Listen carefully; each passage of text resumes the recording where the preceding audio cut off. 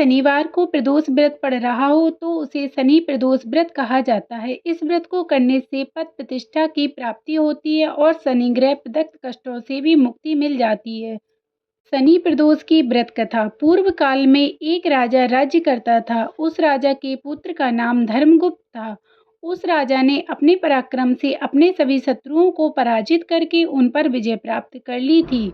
देवगति से एक बार उस राजा पर शनि की दशा आई। तब उस राजा पर उसके समस्त शत्रुओं ने संगठित होकर आक्रमण किया और उस राजा की समस्त सेना, मंत्रिमंडल और उसके परिवारजनों को समाप्त कर दिया। इस भयानक आपदा में से केवल 3 ही लोग जीवित बच सके। राजकुमार धर्मगुप्त, राजगुरु का पुत्र शुचिव्रत, राजगुरु की पत्नी ब्राह्मणी। तब वह ब्राह्मणी उन दोनों कुमारों को अपने साथ में लेकर किसी अन्य नगर की ओर चल दी। चलते चलते वह तीनों लोग नगर में पहुंचे और उसी नगर में झोपड़ी बनाकर रहने लगे। वह तीनों लोग मिलकर अथक परिश्रम करते थे, लेकिन फिर भी उनका निर्वाह बहुत ही कठिनाई से हो पाता था। एक दिन वह ब्राह्मणी उन दोनों राजकुमारों को अपने साथ में लेकर भोजन पकाने के लिए लकड़ी लेने वन में गई। वहां पर उसे महर्षि शांडिल्य के दर्शन हुए। उन तीनों ही लोगों ने महर्षि के चरणों में प्रणाम किया।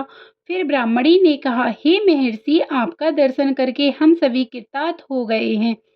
अब आप ही हमें हमारे कष्टों के निवारण का कोई उपाय बता सकते हैं। यह धर्मगुप्त एक राजकुमार है और अपने शत्रुओं से पराजित होकर घोर दारिद्र्य में जीवन व्यतीत कर रहा है।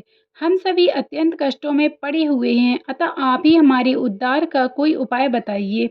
तब महर्षि शांडिल्य ने कहा, हे देवी, तुम सभी के ऊपर शनि देव का प्रकोप है, अतः तुम सभी लोग शनि प्रदोष का व्रत किया करो और भगवान शिव तथा पीपल के वृक्ष का पूजन किया करो, इससे तुम्हारा कल्याण होगा। यह सुनकर उन तीनों ने महर्षि को श्रद्धापूर्वक प्रणाम किया और लकड़ी लेकर अपनी कुटी पर वापस आ गए।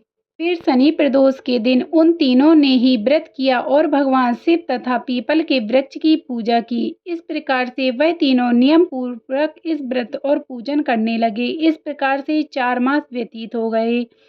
एक दिन शुचिव्रत स्नान करने के लिए नदी पर गया। वहां उसे नदी के किनारे बहुत बड़ा कलश रखा हुआ दिखाई दिया।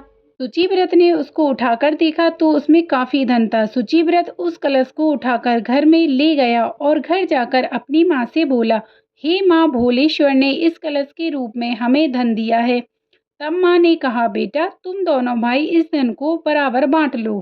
शुचिव्रत ने प्रसन्न होकर राजकुमार धर्मगुप्त से कहा, भैया, तुम अपना हिस्सा ले लो। लेकिन राजकुमार ने कहा, माँ, मुझे कोई हिस्सा नहीं चाहिए, क्योंकि अपने सुकर्मों से जो भी मनुष्य जो कुछ पाता है उस पर केवल उसी का ही अधिकार होता है और उसको स्वयं ही उसे भोगना चाहिए। किसी दिन भोलेश्वर शंकर मुझ पर भी कृपा करेंगे। इस प्रकार शनि प्रदोष का व्रत करते हुए उसे 1 वर्ष व्यतीत हो गया।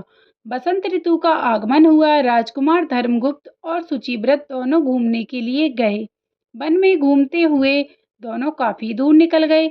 वहां उन्होंने अनेक गंधर्व कन्याओं को खेलते हुए देखा। उन गंधर्व कन्याओं में से एक प्रधान सुंदरी इस राजकुमार पर मोहित हो गई और अपनी सखियों से बोली, यहाँ से थोड़ी दूर पर एक सुंदर वन है। उस वन में अनेक प्रकार के फूल खिले हैं। तुम सब जाकर उन फूलों को तोड़कर लाओ, तब तक मैं यहाँ बैठी हूँ। सखियां आज्ञा पाकर चली गईं और वह गंधर्व कन्या उस राजकुमार पर दृष्टि जमाकर बैठ गई। राजकुमार उस गंधर्व कन्या के पास चला गया। गंधर्व कन्या ने पूछा, आप कौन हैं? किस देश के रहने वाले हैं? आपका आगमन कैसे हुआ है? राजकुमार ने कहा, मैं राजकुमार धर्मगुप्त हूँ। शत्रुओं ने मेरे माता पिता को मारकर मेरे राज्य पर अधिकार कर लिया है। मैं राजगुरु की पत्नी के साथ रहता हूँ। मेरी धर्म माता है वह।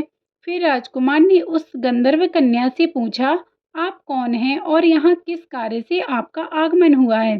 तब वह गंधर्व कन्या बोली, मैं विदर्भी गंधर्व की पुत्री अंशुमति हूँ।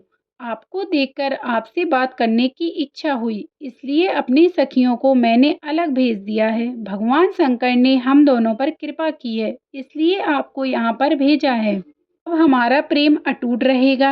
यह कहकर गंधर्व कन्या ने अपने गले का मोतियों का हार राजकुमार के गले में डाल दिया।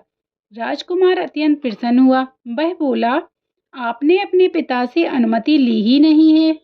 पास राजपाट या धन भी नहीं है, फिर आप मेरी पत्नी कैसे बनेंगी? तब गंधर्व कन्या बोली, अब आप अपने घर जाएं और परसों प्रातःकाल आएं। मैं अपने पिताजी के साथ आऊंगी और वे ही आपकी समस्या का समाधान भी निकाल लेंगे। ऐसा कहकर वह गंधर्व कन्या अपनी सहेलियों से जा मिली। राजकुमार भी शुचिव्रत के साथ घर लौट आया और यह सारा समाचार उसने अपनी माँ से कहा। फिर तीसरे दिन राजकुमार धर्मगुप्त उसी वन में शुचिव्रत के साथ गया।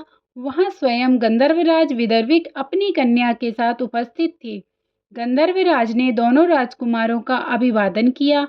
फिर उसने राजकुमार से कहा, मैं परसों कैलाश पर गौरी शंकर के दर्शन के लिए गया था। वहां शंकर जी ने मुझसे कहा, गंधर्वराज, पृथ्वी पर धर्मगुप्त नामक राजकुमार है। उसके शत्रुओं ने उसके परिवारजनों को मार दिया है। वह राजकुमार शनि प्रदोष का व्रत करता है और सदा मेरी सेवा करता है।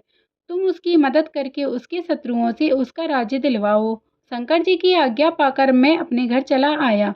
घर पर मेरी पुत्री अंशुमति ने तुम्हारे विषय में बताया।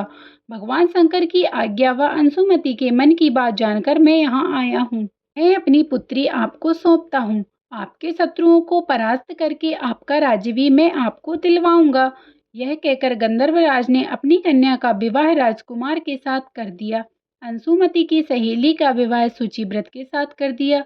राजकुमार की मदद के लिए अपनी चतुरंगनी सेना भेज दी।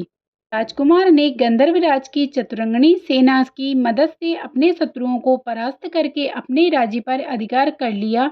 उसने अपनी धर्ममाता ब्राह्मणी को राजमाता बनाया और शुचिव्रत को मंत्री नियुक्त किया। इस प्रकार शनि प्रदोष व्रत के प्रभाव से राजकुमार धर्मगुप्त को अपना राज्य वापस मिल गया और वह अनेकों सुख भोग कर अंत में शिवलोक को प्राप्त हुआ।